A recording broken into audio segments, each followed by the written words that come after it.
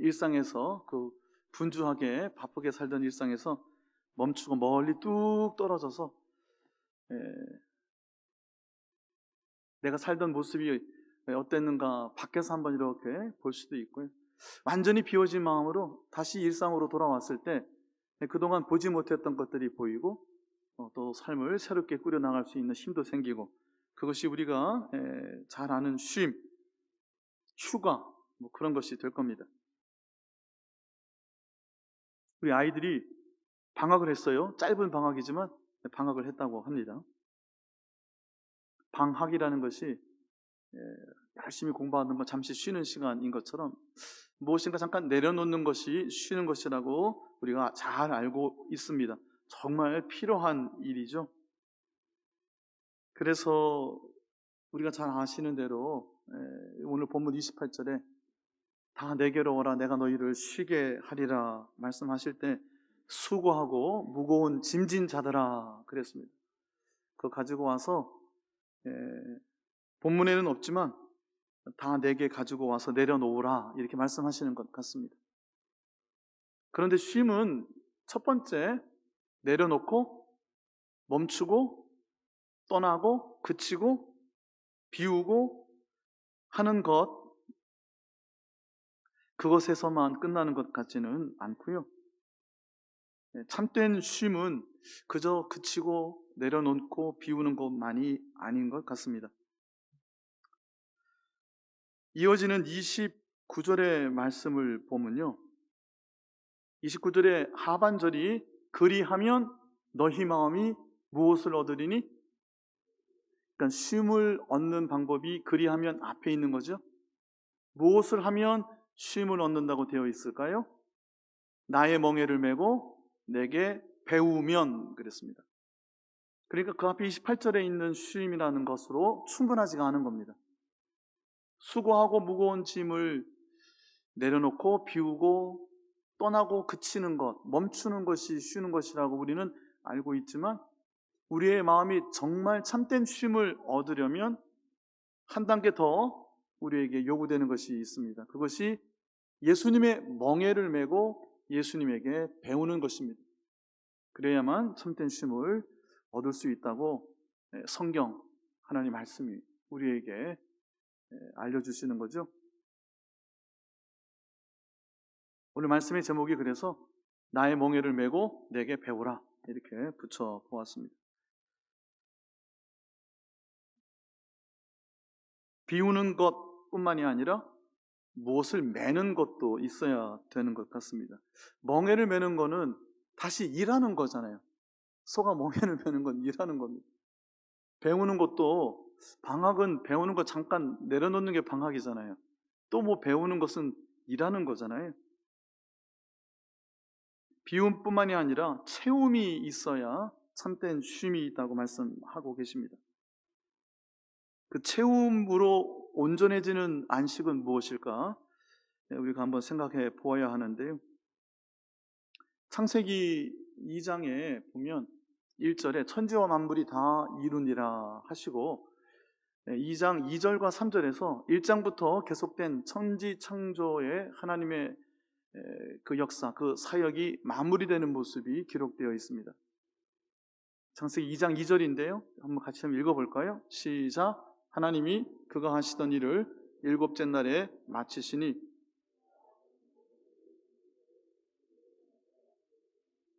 네, 2절만 먼저 볼게요.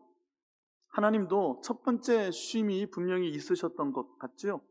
그 하시던 일을 모든 일을 그치고 그쳤다 하는 것, 멈춘다는 것이죠.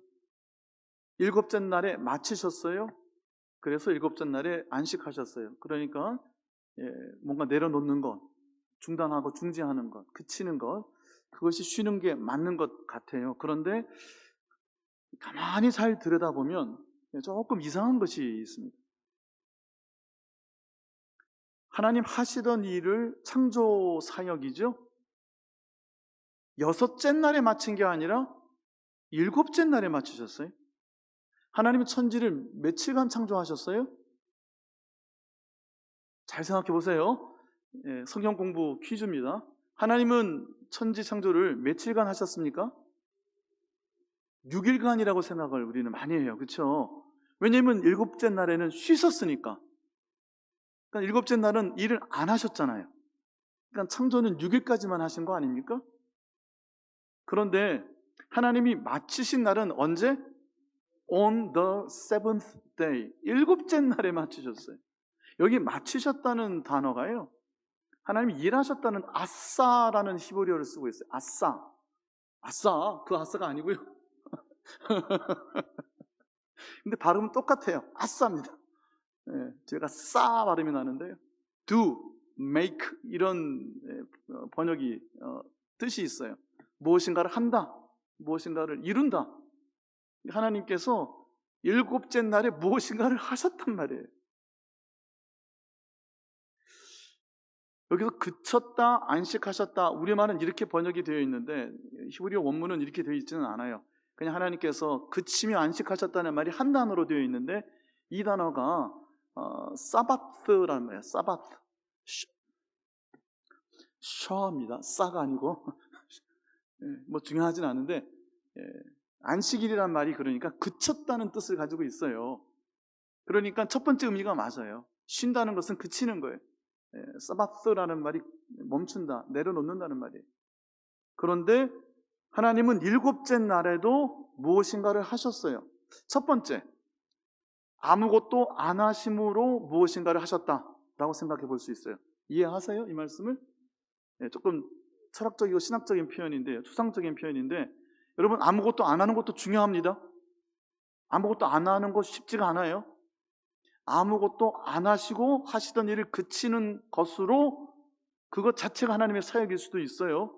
그런데 3절에 가봅시다. 단순히 하나님이 그치기만 한 것이 아니고요, 그 일곱째 날에 무엇인가를 하셨어요. 무엇을 하셨는지가 3절에 있죠. 읽어봅시다. 시작. 하나님이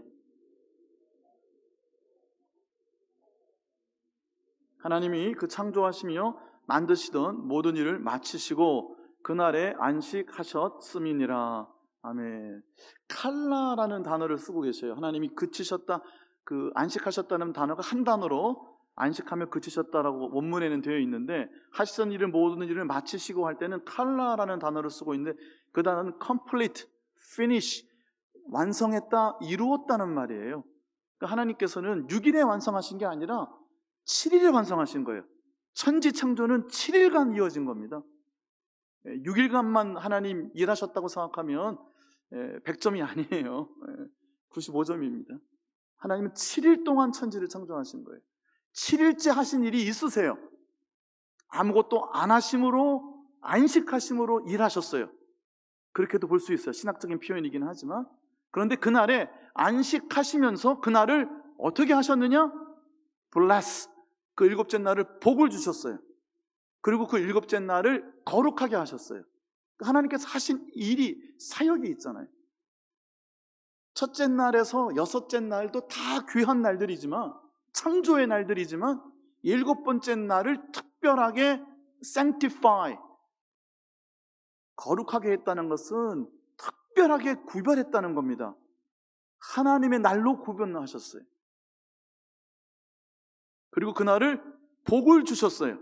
그날에 복을 채워주셨어요.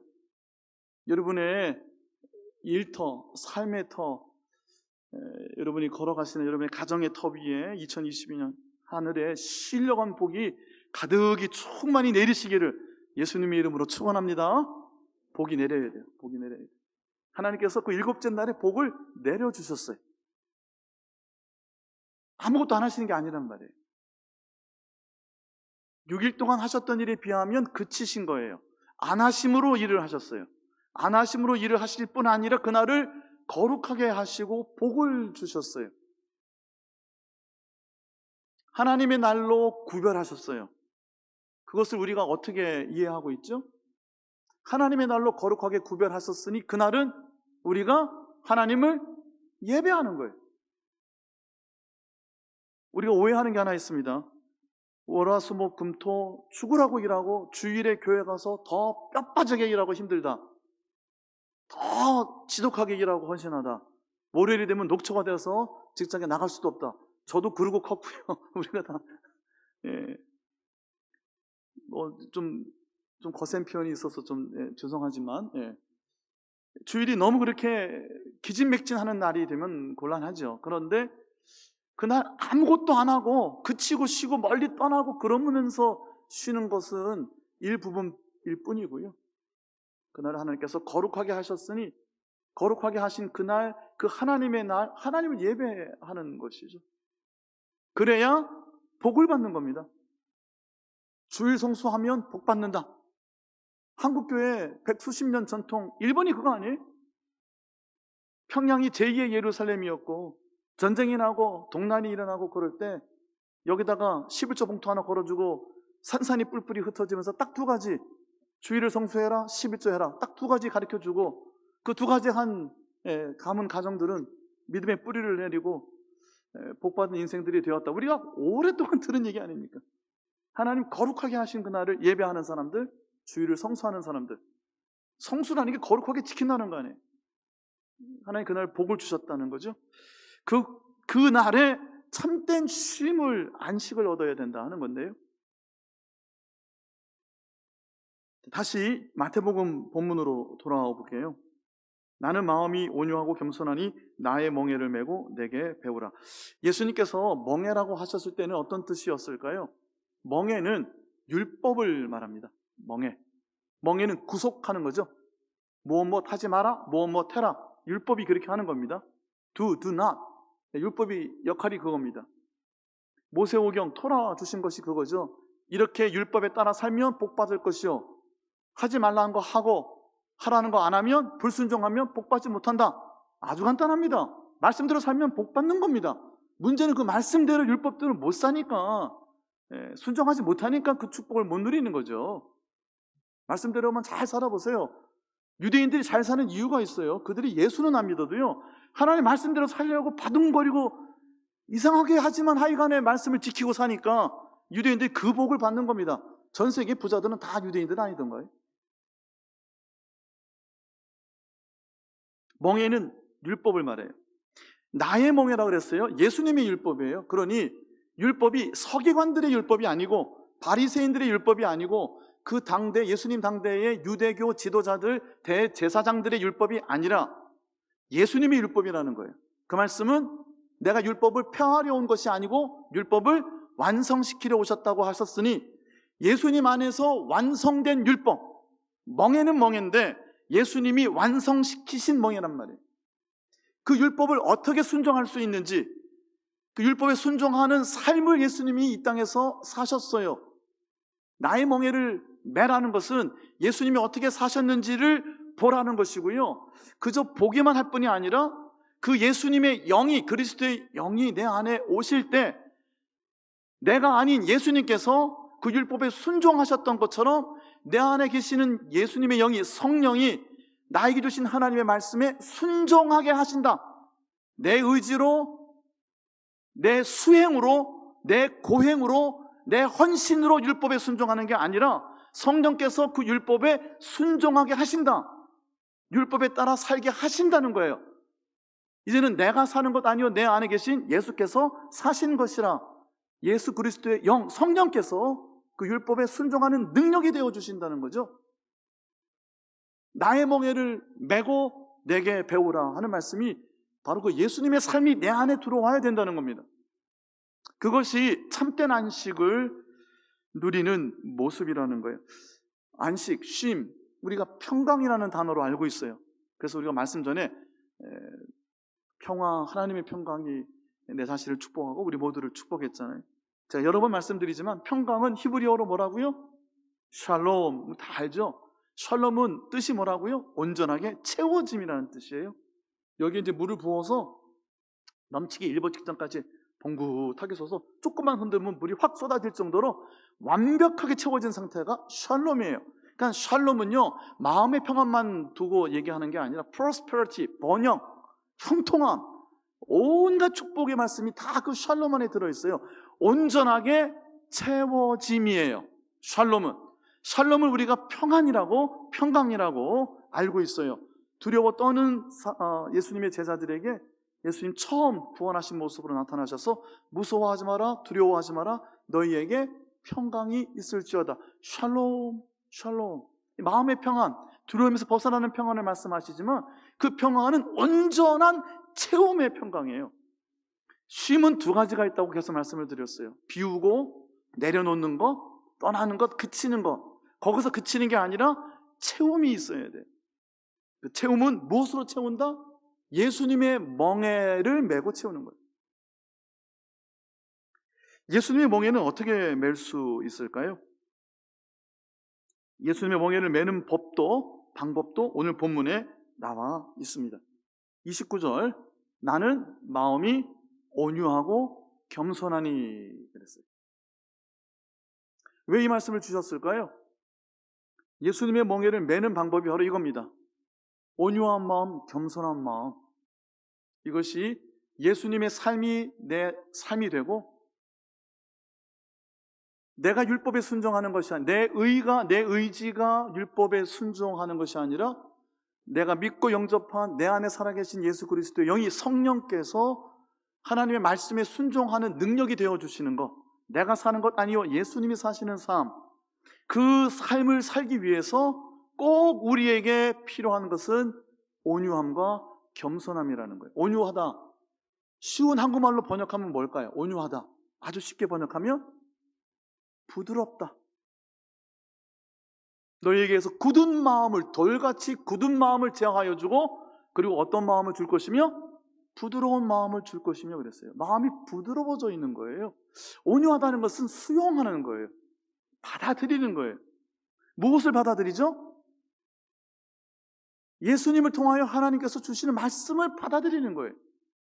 하나님 주신 축복의 비결, 축복의 첩격인 율법, 그 율법에 순종하면 복받는다고 하는 그 율법을 예수님은 어떻게 해석하셨고, 어떻게 삶에 적용하셨고, 어떻게 그 율법을 100% 순종하고 복종하시면서 하나님의 뜻을 이루어드리고 사셨는지를 우리가 배우는 것인데, 온유해야 배웁니다. 온유해야.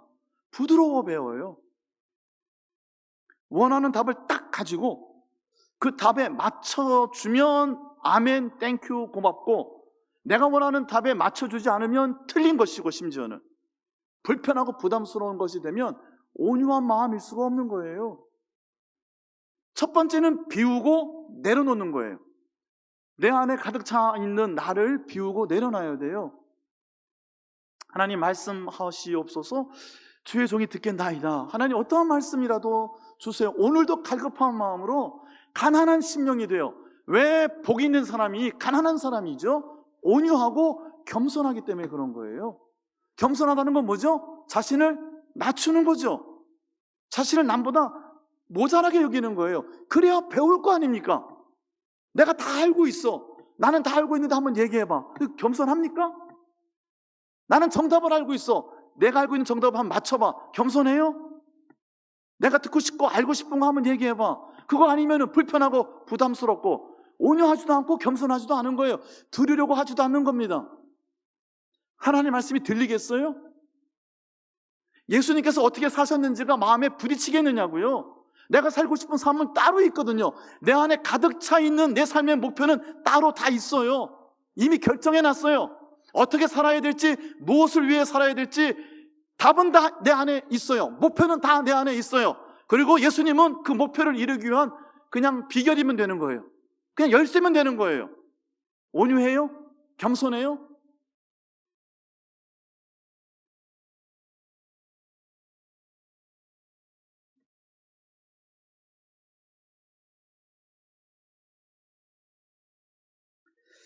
이는 내 멍에는 쉽고 내 짐은 가벼움이라.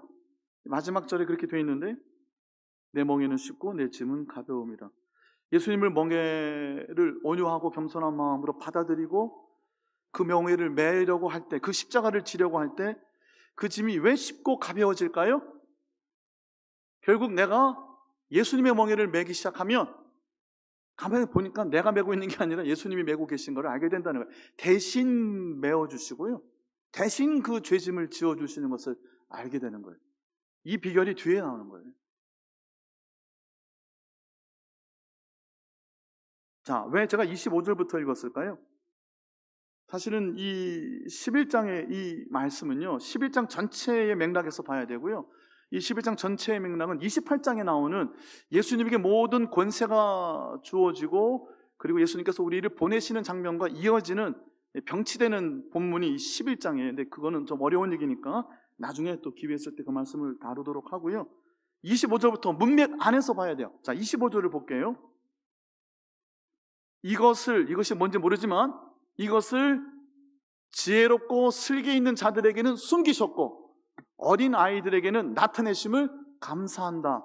예수님이 하시는 말씀이에요. 예수님께서 하나님께 찬양과 감사를 올려드리는 거예요. 이것이 무엇인지 모르는데 그 이것은 그 앞에 20절, 24절까지 있는 말씀일 거예요. 그런데 똑똑한 사람, 답 알고 있는 사람, 정답 알고 있으니 맞춰봐 하는 사람들에게는 하나님이 결코 보여주시지 않는다는 거예요. 하나님은 반드시 숨기신다는 거예요. 예수님은 이것에 대하여 감사하고 계셔요, 지금 심지어는. 그런데 어린아이는 무엇을 예표하죠? 작은 자들이에요. 가난한 사람들이에요. 작은 자는 가난하고 빈궁한 사람들이에요. 연약한 사람, 엉들린 자, 주변에 있는 사람, 손가락질 받던, 배척받고 외면당하던 사람들이 어린아이의 마태복음 안에 다 요약되어 있어요. 그들에게는 하나님이 나타내 주신다는 거예요. 저들은요, 이미 온유해져 있는 분들이에요. 겸손한 분들이에요. 이 어린이들은요, 무슨 말씀 있는지, 왜요? 절실하거든요. 가지고 있는 것이 아무것도 없어요. 할 줄 아는 거 아무것도 없고요, 잘한 거 아무것도 없어요. 내세울 거 아무것도 없고요, 모두가 다 손가락질해요. 나는 꼴등이고 실패했어요. 절망이고 낭떠러지예요. 더 이상 물러갈 곳도 없어요. 내세울 거 아무것도 없어요. 그러니 한 가지만이라도 살 길을 보여달라고 온유하고 겸손하게 어린아이가 돼요. 가장 낮은 자가 돼요. 예수 그리스도의 멍에를 찾고 있는 거예요. 그러면 이것은 뭘까요? 20절에서 24절까지는요, 심판의 메시지예요.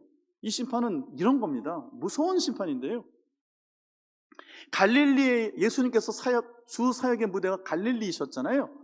갈릴리에 고라신이라는 마을이 있었고 벳세다라는 마을이 있었는데 잘 모르시죠? 근데 그 마을들은 예수님이 기적과 이사를 많이 베푼 마을들이었는데요, 거기서 행했던 그 권능이 만일 두로와 시돈이라는, 두로와 시는 페니키아, 베니게, 지금 레바논이에요. 그쪽에 이방 나라에서 그 권능을 행하였다면 그 이방인들이 이미 회개하고 옷을 찢고 베옷을 입고 제에 앉아 하나님께로 돌아왔을 것인데, 예수님의 주 무대였던 갈릴리의 그 마을들은 그 말씀을 받아들이지 않았다는 거예요. 거기서 그쳤으면, 아니요, 한 걸음 더 나가요. 23절에 보면 가버나움아, 내가 하늘에까지 높아지겠냐? 음부에까지 낮아지리라. 가버나움에서 행한 모든 권능을 소돔에서 행하였다면 소돔은 멸망당하지 아니했을 것이라고 예수님이 말씀하시는 거예요. 심판날에 소돔이 가버나움보다 심판을 견디기가 쉬울 것이라고 했어요. 가버나움은 어떤 동네인지 아세요? 마태복음 9장 1절에 가버나움을 예수님이 마이 오운 타운이라고 부르셨어요. 내 동네라고 부르셨어요. 예수님은 어디서 태어나셨어요? 베들레헴에서 태어나셨어요. 그리고 애굽에 내려가셨다가 돌아오신 다음에 어디 가셨죠? 갈릴리 나사렛에서 자라나셨어요. 그래서 예수라는 많은 이름이 있지만 예수님은 나사렛 출신이었으니까 그 당시에 성이 없었으니 나사렛 예수라고 예수님을 불렀어요. 예수님이 성장하신 곳은 나사렛. 예수님이 이제 활동하신 주무대는 어디? 가버나움이에요. 가버나움이 예수님의 동네였어요. 가버나움에 베드로의 집이 있었고요, 예수님이 본거지란 말이에요. 얼마나 많은 사역을 거기서 하셨겠어요? 얼마나 많은 말씀을 하셨겠어요? 다 지혜롭고 슬기롭고 하늘에까지 높아져 있는 가버나움은 예수님이 행하신 그 수많은 이적과 권능에도 저들의 귀를 막고 눈을 막았고 마음을 열지 않았어요. 오히려 소돔 땅은 그에 비하면 그와 같은 심판의 메시지를 들을 때에 회개하고 하나님께 돌아왔을 것이라는 이 심판의 메시지를 주고 계시는 거예요. 여러분, 심판의 메시지는 동시에 구원의 메시지고, 구원의 메시지는 그 메시지를 듣지 못하는 이들에겐 동시에 심판이 된다고 여러 번 말씀을 드렸죠. 너희가 이것을 25절에 천재의 주제이신 아버지여, 이것을, 그러니까 복음이에요. 하나님의 말씀이란 말이에요. 지혜롭고 슬기 있는 자들에게는 숨겨지고, 하나님 숨기셨어요? 안 듣는 거죠. 안 듣는 겁니다. 안 들리는 겁니다. 온유하고 겸손하게 자신을 낮추는 이들에게만 이 말씀이 들려지는 것이고요. 그 말씀이 그들의 삶에 들어가, 부드러우니까 들어가죠. 딱딱하면 들어갑니까? 튕겨져 나가죠. 그들의 삶에 들어가 그들의 삶에 심겨워지고, 그리고 그 말씀이 자라날 수 있도록, 그 말씀에 순종할 수 있는 능력도 그 멍에를 대신 그의 삶 가운데 치고 계시는 성령께서 그 말씀에 순종할 수 있도록 그들은 온유하다는 거예요.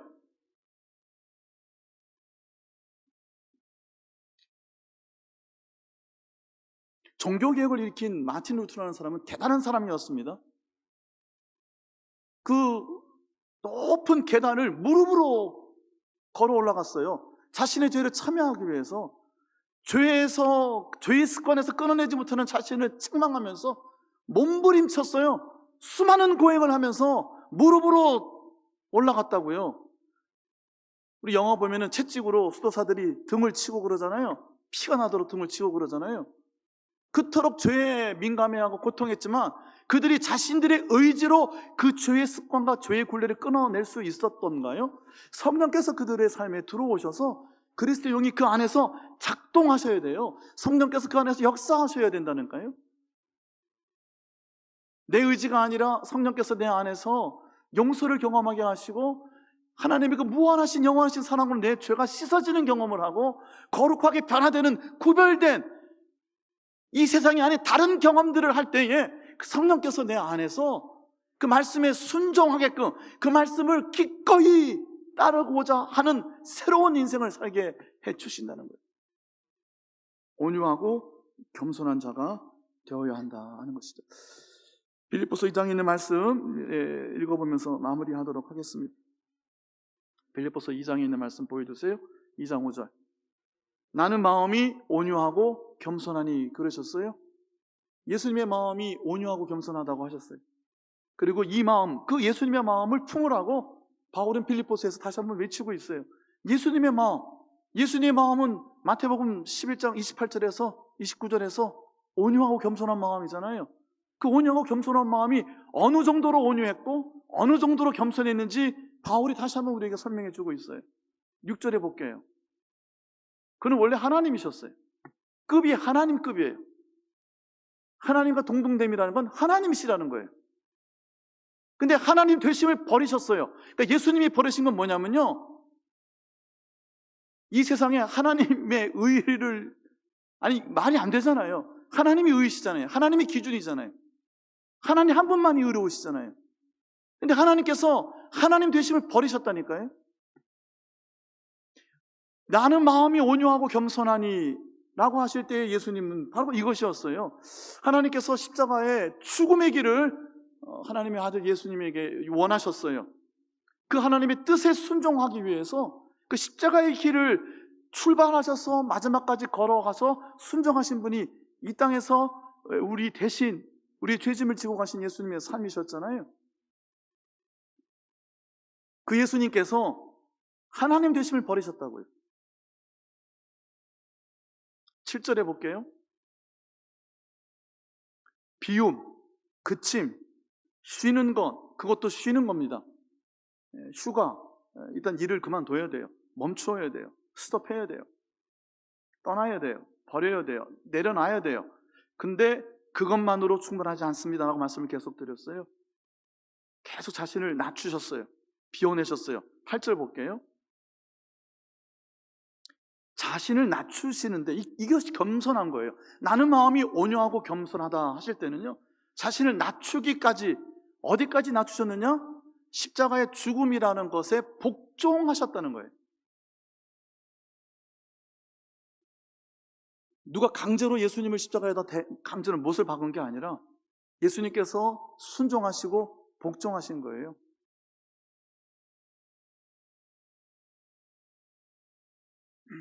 우리가 잘 아는 말씀들을 다시 한번 이렇게 좀 풀어보았습니다. 2021년을 마무리하면서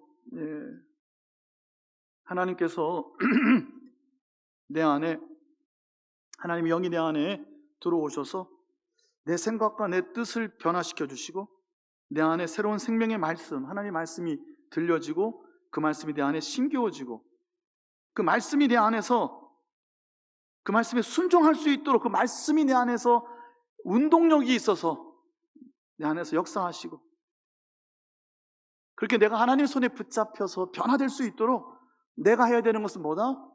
온유하고 겸손해야 되는 거예요. 온유하고 겸손한 자가 되어야 돼요. 무릎을 꿇고 항복하고, 누구처럼? 예수님처럼. 하나님이셨는데 하나님 되심을 버리셨어요. 마지막까지 하나님의 뜻에만 순종하신 거예요. 예수님이 비우신 건 하나님 되심을 비우신 것이고, 예수님이 채우신 건 뭐죠? 하나님의 뜻을 채우셨어요. 온전하게 채우셨어요. 십자가에 온 인류를 위하여, 모든 죄인들을 위하여 대신 죽으셔야 되는 그 하나님의 뜻에 예수님이 순종하셨어요. 그래야만 우리는 변화될 수 있고요, 성장하고 성숙할 수가 있는 겁니다. 참된 쉼은 이와 같은 비움, 그리고 성령으로 채워짐, 하나님의 말씀이 내 안에서 역사하심, 내가 아니라 하나님의 영이 내 삶을 붙들어 주심. 이제는 내가 사는 것 아니요 내 안에 그리스도께서 내 삶을, 정말 그리스도의 영이 내 삶을, 내가 그 말씀에 순종하고 살 수 있도록 내 삶을 변화시키시도록 오늘도 우리는 그 성령 앞에 겸손히 나아가야 하는 것입니다. 하나님, 내게 주의 영을 거두지 마옵소서. 다윗이 회개할 때 그토록 외쳤던 것이 그거잖아요. 내 안에 정한 마음을 창조하시고 정직한 영을 새롭게 하시고 주의 영을 내게서 거두지 마시고, 주의 영을 내게서 거두면 사울이 되는 겁니다. 끝나는 거예요. 주의 영이 떠나가면 끝나는 거예요. 주의 영이 계속 문을 두드리고 말씀을 가지고 오시고 변화를 일으키시라고, 그리고 내 안에 들어오셔서 역사하시려고 하는데 내 안에 답이 다 있어요. 너무 아는 게 많아요. 원하는 게 너무 많아요. 꽉 차 있어요. 그거 아니면 받아들이지를 않아요. 변화가 일어나겠습니까? 성장하고 성숙할 수 있겠어요? 온유하고 겸손하게 성령의 손에 붙들리시고 놀라운 변화, 놀라운 성장과 성숙의 축복을 누리시는 저와 여러분 되시기를 예수님의 이름으로 축원합니다. 찬송하겠습니다.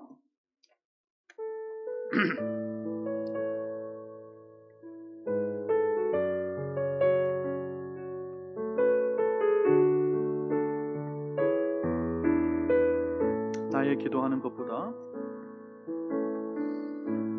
나의 기도하는 것보다 더욱 응답하실 하나님, 나의 생각하는 것보다 더욱 이루시는 하나님, 우리 가운데 역사하신 능력대로 우리 둘의 간구함을 넘치도록 능히 하신 주님께 모든 영광과 존귀 찬양과 경배를 돌리시어다.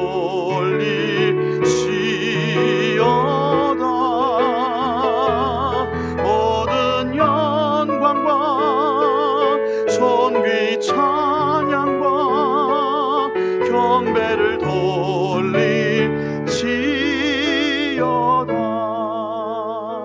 나의 기도하는 것보다, 나의 기도하는 것보다 더욱 응답하실 하나님,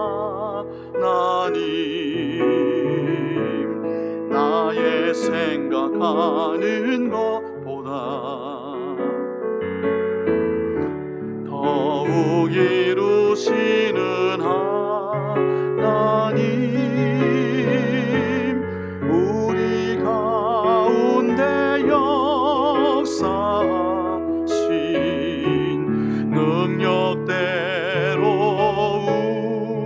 우리 둘의 간구함을 넘치도록 능히 하신 주님께 모든 영광과 존귀 찬양과 경배를 돌릴지어다.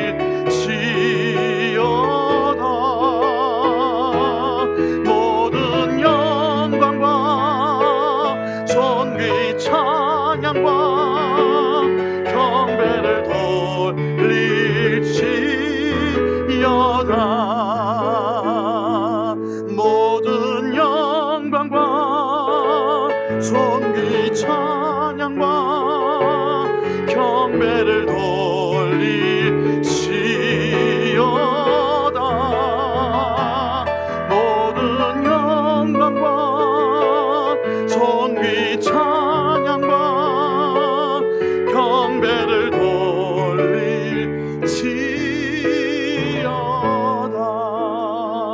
돌릴지어다. 하나님, 새해를 맞습니다. 한 해를 돌아봅니다. 얼마나 주께로 가까이 갔는지 내 안에 계신 주님 그 말씀에 귀를 기울이고 부드러운 마음이 되어서 주님 나를 변화시켜 주시고 주님 내게 말씀하여 주시고 내 삶의 등불이 되어 주시고 내 삶의 빛이 되어 주셔서 흑암 중에 갈 곳을 보여주시고 그곳에 먼저 가셔서 내 삶을 이끄시는 주님, 그 주님 손짓하는 그 음성을 듣게 하여 주시고 그 길에 우리 주님과 함께 동행할 수 있도록 성령여 내 삶을 변화시켜 주시고 나와 함께 동행하여 주시옵소서. 주님 앞에 나올 때마다, 예배할 때마다, 기도할 때마다 온유하고 겸손한 자들, 자신을 비우고 낮추고 채우실 하나님의 영광을 기대하며 높이실 하나님의 뜻을 기대하며 주님 앞에 항복하고 나와 엎드릴 수 있는 저희 모두가 되게 하여 주옵소서. 예배할 때마다, 말씀을 들을 때마다, 성경을 읽을 때마다, 찬양할 때마다 우리를 변화시켜 주시는 성령에 붙들리게 하여 주옵소서. 조금씩 조금씩 날마다 우리의 마음이 변화를 받아 새롭게 되어 성장하고 성숙하여지며 예수 그리스도의 장성한 분량에 조금씩 더 가까이 다가가는 우리 주님께 잡힌 바 된 것을 잡으려고 오늘도 위에서 부르신 푸름의 상을 향하여 달려가는 저희 모두가 되게 하여 주시옵소서. 온유하고 겸손한 예수 그리스도의 마음을 품고 새해 성령 앞에 나아가 간절한 마음으로 무릎을 꿇는 저희 모두가 되게 하여 주옵소서. 예수님의 이름으로 기도하옵나이다. 아멘. 하늘에 계신 우리 아버지, 아버지의 이름을, 아버지의 나라가 오게 하시며 아버지의 뜻이 하늘에서와 같이 땅에서도 이루어지게 하소서. 오늘 우리에게 일용할 양식을 주시고 우리가 우리에게 잘못한 사람을 용서하여 준 것 같이 우리 죄를 용서하여 주시고 우리를 시험에 빠지지 않게 하시고 악에서 구하소서. 나라와 권능과 영광이 영원히 아버지의 것입니다. 아멘.